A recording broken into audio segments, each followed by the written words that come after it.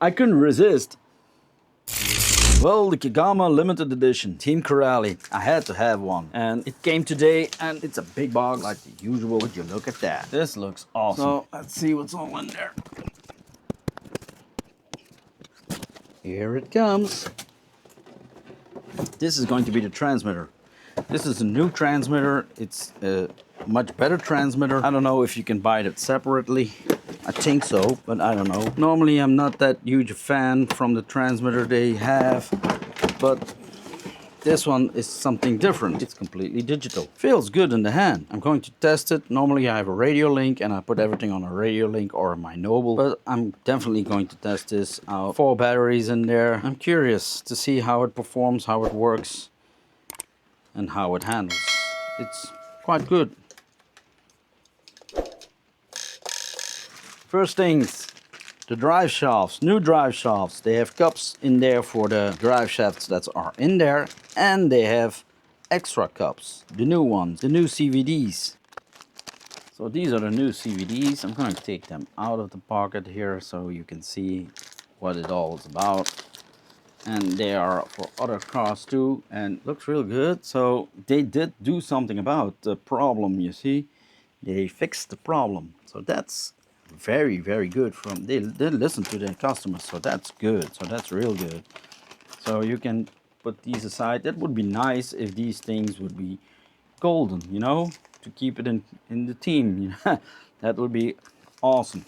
So let's see what's also in the little thing over here. So you can pause if you want to read this. Why do you get these things? It's simple. First batch was already pre-assembled. So they have decided to include 2 pre-assembled CVDs with updated caps and pins in there, as well as a separate bank containing 2 extra pins and 2 long pins, so you can easily update the CVDs already installed your car. So you have 4 caps, you know what I mean? So you have an extra CVD set. So it's very nice of them to include these things. So these are the normal caps that are provided with this thing. They are in black. It's also cool. If you really want to see me how to install that, I think it's going to be fairly easy. You just slide them over there. Okay, lanyard, bind plug, all the instructions. What color do you think I have? Put it in a comment down below. And what number? That's also a question. It is a green one. What's this? How you have to register everything, and I'm going to put that on the camera. You can see it afterwards. So this is how it looks, and it looks awesome. So I took a green body, and this looks awesome. Very nice. They are a little thicker than other bodies, in my opinion. They are a little thicker. Very nice, this green. Very, very nice. I like it. I like it a lot. I'm going to clean it up real good and stiffen this body up. I don't want it to get busted. There's a lanyard included. Torx 185 LE. This is specially made for the limited edition. It's the same as the other one, and the only thing it's changing is this is black. Quite nice. So it's something different. I think it's a rebranded hobby wing, and here are the specs. You can put it on 7.4 volts. We're going to change that. No, I don't like that to run it on 6 volts. If you can put it on 7.4, why not? Also a bind plug and this thing to put on your receiver. This is for the transmitter. Very nice detailed instructions. And over here is the limited edition instruction manual for the Kagama. I already have a Kagama, but with all the gold and all the extra stuff that's on there, why not, you know? So we're going to check this out completely, and also I'm going to do a comparison video. What's all the difference between this one and a standard one. Here's the page to register everything, so you can get exclusive stuff. You get a special gift package tailored just for our valued owners. So when you do this, when you register, you get something specially gifted from them. So go on and do that. Important notice that came in the box. Pause if you want to read it. Different ESC. It's not a different ESC, but it looks different because this isn't red.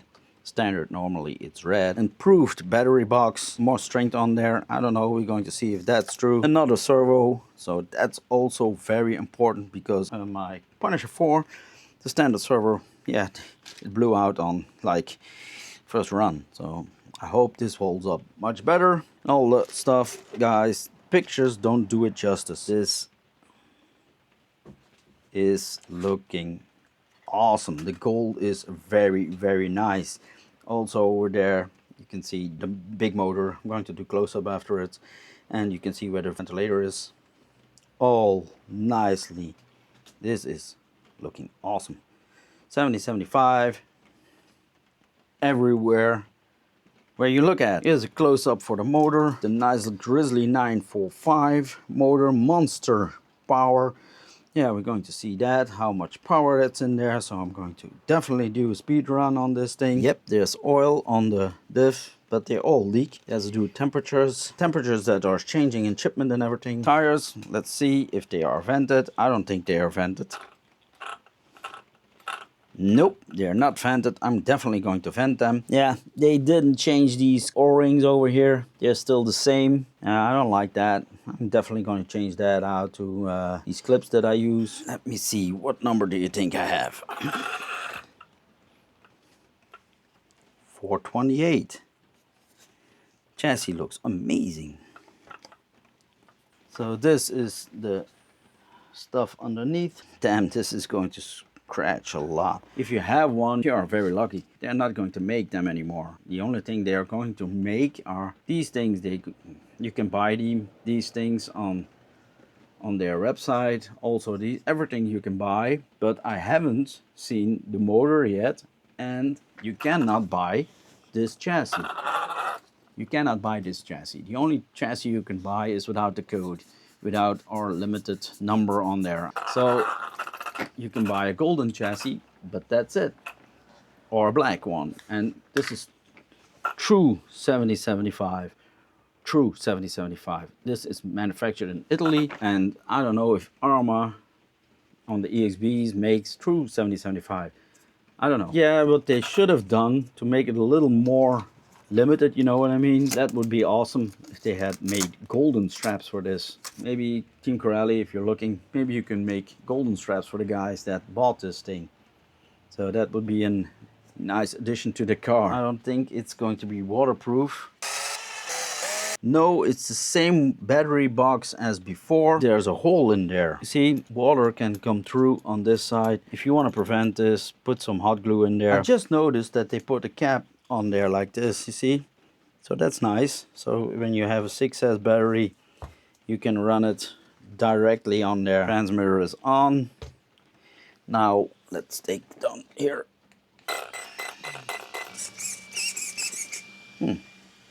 Servo is pretty strong. Yeah. Let me see how it is.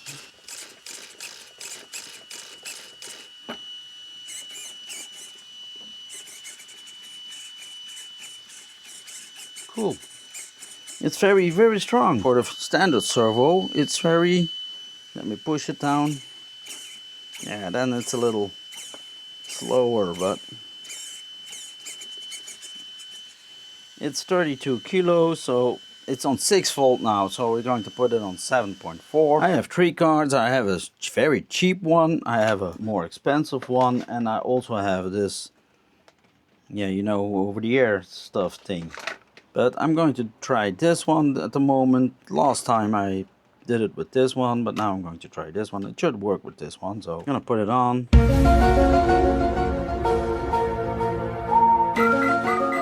So let's see, item, connecting ESC. Does it work with this thing? Strange, I don't think it's going to work. Strange, why doesn't it work? I'm going to try the other one. Is this going on? Yeah, this works. So it's strange that the other one doesn't work. I'm going to start at 1, so you and everybody can follow. Front, rear brake, auto calculation. Now 3 is on 3, auto intermediate. ESC is on 1. Motor is disabled. Motor rotation is 1. BEC voltage is 2, brake force is 4, 50%, reverse force is 1, 25%, start mode is 3, level 3, and drag brake is 0, or no, it's 1, so 0%. So you don't have to change the thing, so don't pull these things out, you don't need to. It's already set on 7.4, so that's good.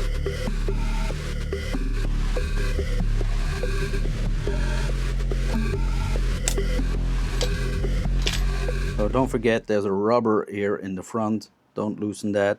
There's a rubber in the rear, so this has to sit like that. So you can get this in aluminium too. And the diff over here is like, see, it's a little leaky. So I'm going to check these screws. But first I'm going to open this thing up, clean it a little bit and open it up so we can see what's in there. And normally their manual says that in the factory it's 100,000. I like to stiffen things up, so I do a plug in there. People there that are saying they all leak and stuff, that's because they undergo a lot of temperature issues. You know, when they go to shipping, it's going hotter, colder, hotter, colder, hotter, colder, so the oil expands and stuff. So it's normal. Every car that you buy has a leaky diff. Or almost every car. There are exceptions, of course, but most of the time they have. Is it bad? I don't think so. I'm going to tighten these screws a bit and loosen these ones. So I'm going to see if these are tight enough. This is tight. You could turn a little bit on that one. So maybe I have to check them all and loosen them up and put some, because you can see that there's a little oil on this. First I'm going to try to open this with it. Oh, they come pretty out. This is tight. This wasn't that tight. This screw was a little looser. This was a very tight screw. This is a tight screw too. And this, yeah, this is also a tighter screw. There was one screw that was missing Loctite. Let's see what's in there. Yeah, looks not empty, but it's not filled up to my standards. So guys, if you like this content, please like and subscribe so you can help the channel out and I can show you more of these things. So that would be awesome. You don't know how much that means for the channel when you like and you subscribe these things. These videos are quite expensive sometimes. I'm going to put a plug in there, and I do this with all my cars, and that's how I like to drive them. So it's going to mingle up anyway, so that doesn't matter if you have other weight in there. It doesn't matter. Clean up the screws a little bit, degrease them, and then we can put them in there with a little drop of Loctite on there. And the best way to control the Loctite you put on the screws is to put it on a plastic satchel, and it stays soft this way, and you can turn your screw in there. When you put it on like this, it drops a little too much out of there, you know what I mean? So now you can put it on your hex like that, and then you can push it in there like a bit. See, touches the threads.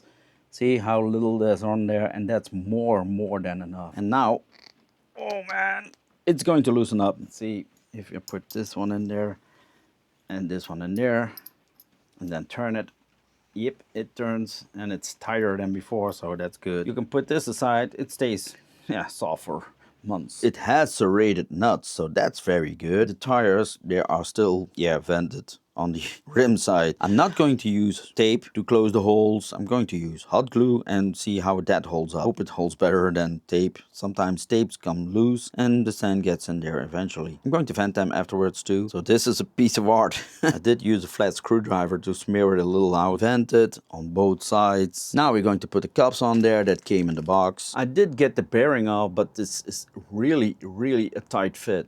And I'll show you how you can get it off without demolishing the bearing or demolishing this thing here. So it's fairly easy to take this thing off. It's very snug on there, very snug. You cannot put if you pull on it, it doesn't come off. The best way I found out to get this off is, without damaging it of course, is to put a scissors underneath here.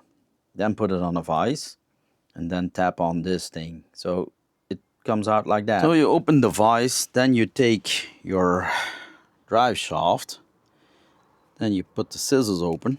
You take it in like that. You have something to grip on, you know what I mean? And then you take the hammer and you tap it.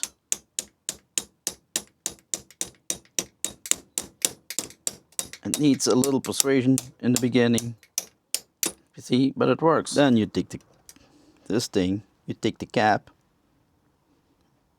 you slide it over like that, you push it down, then you take the bearing, and it slides in like that, but it doesn't go any deeper. Look, you can hear it, it's tight fit. So then you take the pipe wrench and then you slide it over and you use the hammer again and you tap on it. It's seated below, and there's a little, this one fits better, the other one was a little more play on it, but it works. So this keeps this on this place. I took the screws out of the motor mount, and there's a decent amount of thread lock on there, both of them. What I don't like is when you want to put another pinion on there. See where this leads? This one is sitting now loose like this. You can move it, but you can definitely see that it's, when you put bigger pinion on there, it touches this thing. So I dismantled this. So you have to make a notch in here. So there's plenty of room and it's not on there, look, so you can go bigger. But when you want to have this on there, you have to remove the notch. I don't think they have thought that clearly through. So otherwise they could have moved it a little bit to the rear. See? Like this, move the holes a little to the rear. That's kind of stupid. I don't know. Yeah, mine was a little on the tight side, more than I liked it to be. So I'm going to put my mesh on there. Maybe it's not the ideal mesh. So this is definitely the sound that I like much more. So I have to watch out with my fingers here.